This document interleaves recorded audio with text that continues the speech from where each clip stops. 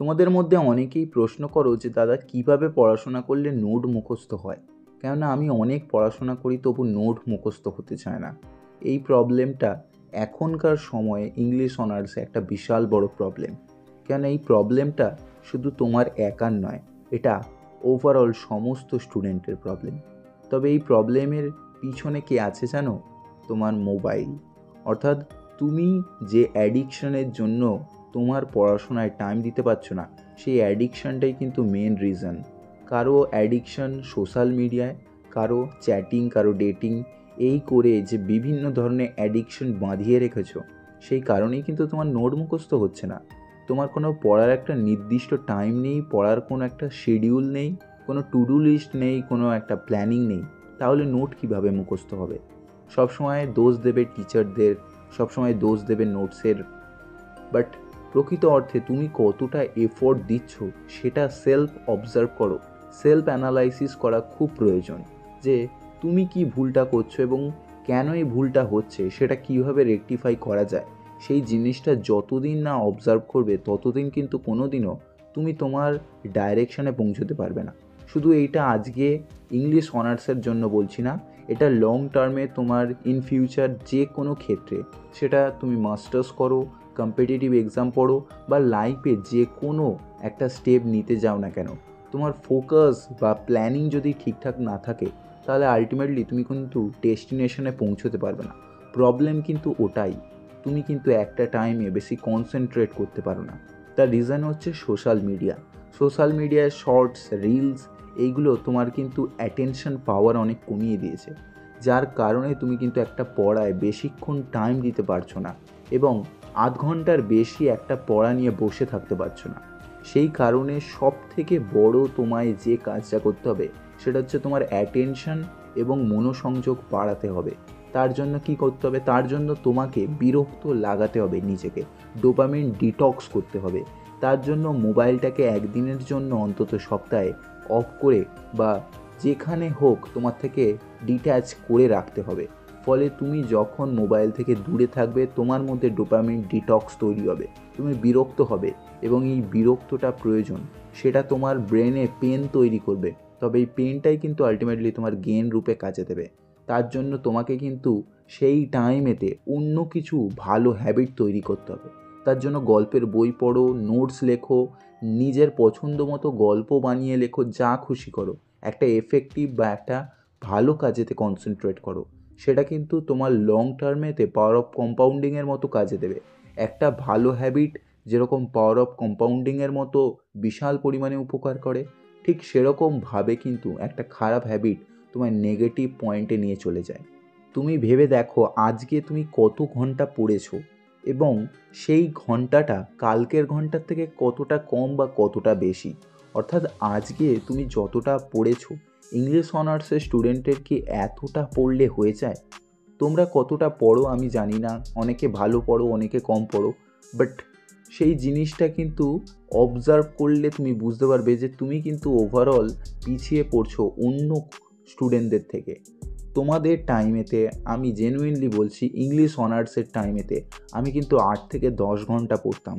তুমি কতক্ষণ পড়ো তুমি নিজের ওপর প্রশ্ন তোলো এবং অতি অবশ্যই ডায়েরি লেখো। ডায়েরিতে লেখো যে তুমি কতক্ষণ পড়লে, টু ডু লিস্ট বানিয়ে পড়াশোনা করো।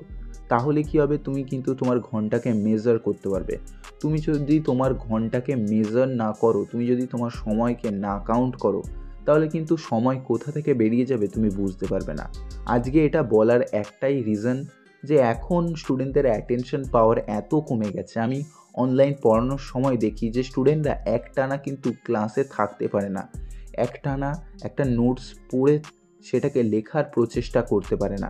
তারা বিরক্ত জিনিসটাকে অ্যাভয়েড করে চলে, যার ফলে তারা কিন্তু যে সমস্ত প্লেজার পাওয়ার অ্যাডিকটিভ যে সমস্ত কাজ সেইগুলোতে জড়িয়ে পড়ে। রিলস দেখা, শর্টস দেখা, ফানি ভিডিও দেখা, এইগুলোতে বেশি পরিমাণে ইনভলভ হয়ে পড়ে। ফলে এইগুলো আরও বেশি ডোপামিন চায় এবং যার ফলে তুমি কিন্তু আরও বেশি অ্যাডিকটিভ হয়ে যাও এবং পড়াশোনা থেকে ডিট্যাচ হয়ে যাও। সো পড়াশোনা করার একটা নির্দিষ্ট টাইম বানিয়ে নাও যে সকালে উঠে 2 ঘন্টা আমি পড়বো 7টা থেকে 9টা অবধি, দেন অন্য কিছু। এবং রাতে ঠিক একটা টাইম করে নাও যে সন্ধ্যে 7টা থেকে রাত 12টা অবধি পড়বো, এই একটা নির্দিষ্ট শিডিউল করে নাও। এই টাইমে তুমি যদি ডেলি পড়তে বসো তবে কিন্তু তোমার মাইন্ড ওই টাইমেতে প্রিপেয়ার হয়ে যাবে যে এই দিনে এই টাইমে আমায় পড়তে হবে। এবং সপ্তাহে একটা দিন করে রিভিশন করো। রিভিশন করাটা ম্যান্ডেটরি। একটা নোট পড়া যতটা গুরুত্বপূর্ণ, রিভিশন করাটাও কিন্তু ততটাই গুরুত্বপূর্ণ। সপ্তাহে যা পড়ছো একটা দিন রিভিশন করো। Sunday equal to revision day. আমি মনে করি যে সানডে মানে রিভিশন ডে। শুধু রিভিশন করো, আর অন্য কিছু নতুন নয়।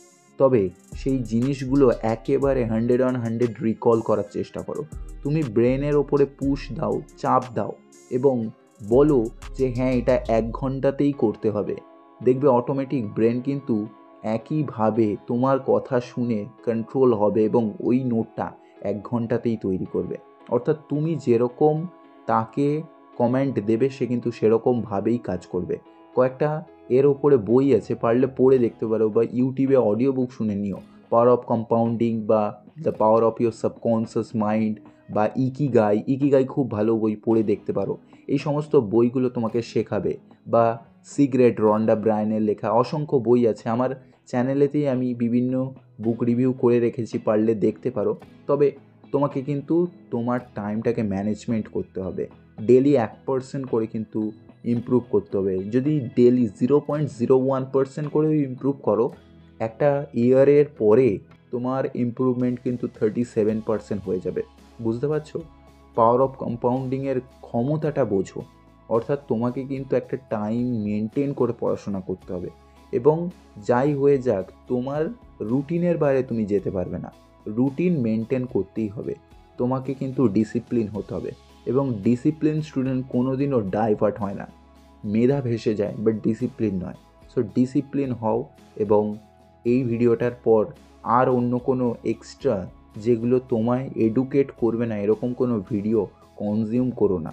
এবং পড়াশোনা করার আগে অন্তত 1 ঘন্টা আগে কোনো এক্সট্রা যেগুলো এডুকেশন দেয় না এরকম কন্টেন্ট কনজিউম করো না। ফলে তুমি কিন্তু ডাইভার্ট হয়ে যাবে। এবং পড়তে পড়তে ব্রেক নেওয়ার প্রয়োজন আছে, বাট মোবাইল ঘাঁটার নয় বা শর্টস, রিলস এইগুলো দেখার নয়। এডুকেট বা এডুকেশনাল কিছু কন্টেন্ট এরকম কনজিউম করো যেগুলো তোমায় এডুকেট করবে। সেগুলো বিভিন্ন ফিল্ডের হতে পারে, শুধু লিটারেচার নয়, অন্য ফিল্ডেরও নলেজ গেন করাতে পারে, বাট সেটা এডুকেশন হওয়া প্রয়োজন। তো আশা করি বুঝতে পেরেছো। ভিডিওটা ভালো লাগলে লাইক করে দিও, চ্যানেলটা সাবস্ক্রাইব করে নিও। আর কোনো রকম কোয়ারি হলে কমেন্ট বক্সে জানাতে পারো। Thank you everyone.